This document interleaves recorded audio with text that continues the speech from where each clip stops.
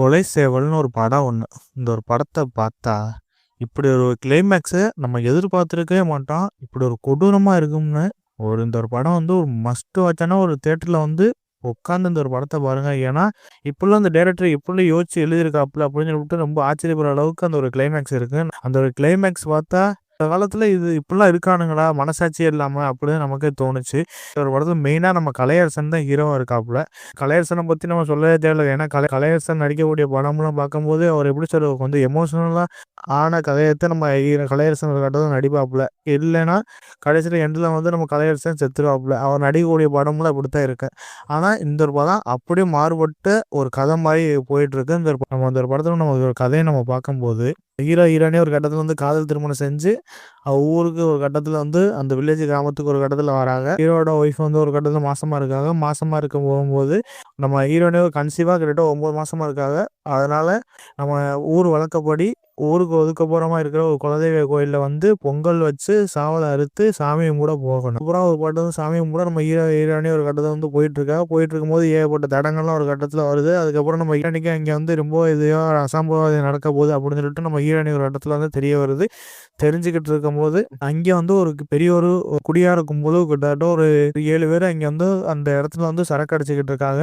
அதுக்கப்புறம் இது சின்ன பையன், அதுக்கப்புறம் ஒரு வயசான ஆளு ஒரு கட்டத்துல வந்து அந்த இடத்துக்கு வந்துகிட்டு இருக்காங்க. அதுக்கப்புறம் நம்ம ஹீரோயினி ஒரு கட்டத்துல ஜாலியா சாமி கும்பிட்டு ஒரு கட்டத்துல வந்துகிட்டு இருக்காங்க.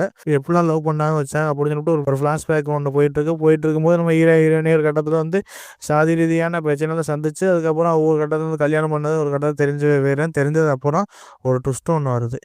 என்னன்னா, நம்ம ஹீரோயினியோட அப்பாவும், நம்ம ஹீரோயினியோட அப்பாவோட தம்பியும் ஒரு கட்டத்துல வந்து நம்ம ஹீரோயினியும் கலையரசன் ஒய்ஃபையும் ஒரு கட்டத்துல வந்து கொல்றதுக்கு இங்க வந்து வராங்க.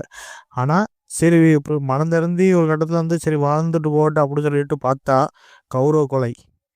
அந்த ட்விஸ்ட்டு நம்ம வாழ்க்கையில நம்ம எதிர்பார்த்துருக்கவே மாட்டோம். இப்படிலாம் பண்ணுவீங்களாடா அப்படின்னு சொல்லிட்டு நம்மளையே ஒரு கட்டத்துல வந்து அட போங்கடா அப்படின்னு சொல்லிவிட்டு நம்மளே ஒரு கட்டத்துல வெறுக்கக்கூடிய அளவுக்கு அந்த ஒரு சீன் ஒண்ணு இருக்குங்க. அந்த சீன்லாம் பார்க்கும்போது நமக்கே எப்படி சொல்றது அழுக வந்துரும்.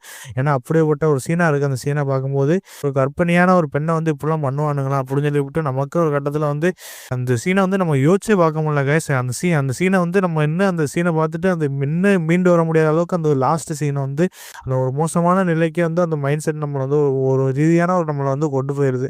அதை பார்க்கும்போது என்னதான் சாமியே வந்து ஜாதி மதம்லாம் எதுவுமே இல்ல அப்படின்னு சொன்னா கூட, இவைங்க ஜாதி மதம் தான் முக்கியம்னு சொல்லிப்புட்டு, சாமியே ஒரு கட்டத்துல வந்து நீ என்ன சாதி அப்படின்னு சொல்லிட்டு எதிர்த்து கேட்கிற அளவுக்கு இந்த இப்போ உள்ள சமுதாய மக்கள் இருக்காங்க அப்படின்னு சொல்லிப்புட்டு, இந்த ஒரு படத்த முக்கிய கருத்தா வச்சிருக்காங்க இந்த ஒரு படத்துல. அதை பார்க்கும்போது இந்த கிளைமேக்ஸ் சீனை நம்ம வந்து யோசிச்சே பார்த்துருக்க மாட்டோம். இப்படியோ கொலை பண்ணிட்டு போயிடானுங்களே, ஆனா போயிட்டு திரும்பி வந்து இப்படி ஒரு சம்பவம் ஒண்ணு பண்ணுவாங்கன்னு நம்ம எதிர்பார்த்துருக்கவே மாட்டோம்.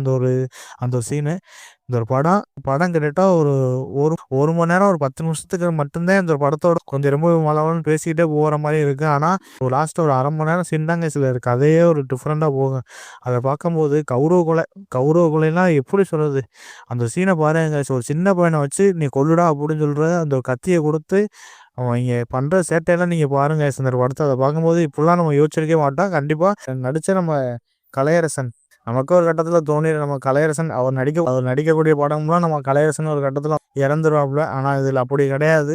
கலையரசன் இந்த ஒரு படத்தோட மெயினா உயிரோட இருக்காப்புல. அதனால தீபா பாலன்னு ஒரு கேரக்டர் ஒன்று வரும். அவர் இந்த ஒரு படத்தோட ஒரு ஹீரோயின் இருக்காங்க. கண்டிப்பா ஒரு கட்டத்தை வந்து பாராட்ட தெரிவிக்கணும். அதுக்கப்புறம் நம்ம பாலசரவணன் அவர் ஆக்டிங்லேருந்து எல்லாம் பார்க்கறதுக்கு லாஸ்ட் ஒரு சீன் ஒன்று இருக்குது. அந்த சீன்லாம் பார்க்கும்போது நம்ம பாலசரவணன் அழுகிற சீன்லாம் எல்லாம் பார்க்கறதுக்கு நமக்கே கண்கலங்கிற அளவுக்கு அந்த சீன்லாம் இருக்கு. மித்தபடி இந்த ஒரு படம் ஒரு மஸ்ட் வாட்சான ஃபிலிமு. தியேட்டரில் தாராளமாக உட்காந்து பாருங்க.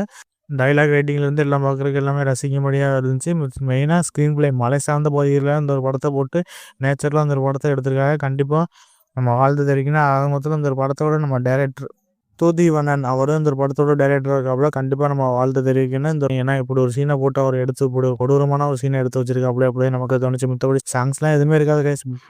ஃபுல்லாக ஒரு பேக்ரவுண்ட் பிஜிஎமாக போட்டு இந்த ஒரு படத்தை எடுத்து வச்சிருக்காங்க. கண்டிப்பாக இந்த ஒரு படம் ஒரு மஸ்ட் வாட்சான ஃபிலிமு. கண்டிப்பாக மிஸ் பண்ணாதீங்க.